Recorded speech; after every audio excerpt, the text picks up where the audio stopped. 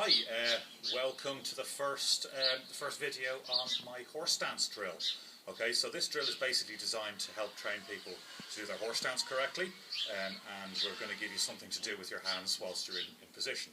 Okay, so obviously we all know, go into horse stance, both fists out in front, you step out with your right and drop down into horse stance like so.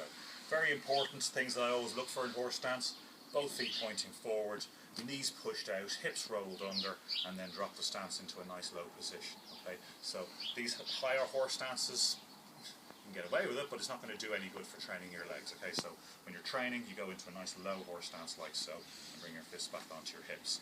Okay, so the first technique we're going to do is called a bull block. Okay, bull block is basically two high blocks at the same time. So from this position here, we're going to block up high. You do not cross them over. So when you cross them over, that's a high X block. This is just two high blocks at the same time. So the hands are pretty much nearly touching here.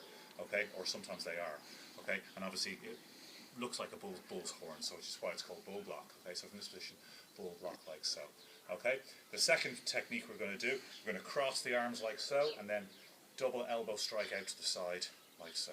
Okay, so that's the routine. So from this position here, you're going into your horse stance, drop down, bull block, and then from here, double outward elbow strike. Okay, now the bull block generally tends to be used either against somebody who's doing a two-handed, like attempted choke or grab or whatever, and you're blocking both out of the way and you're opening up the centre line, or it can also be used against a swinging punch from the side. So if I've got an opponent coming this way, I can block this way, or if he's coming this way with his left, I can block this way. Okay, this movement here, there's a lot of controversy about the applications for that.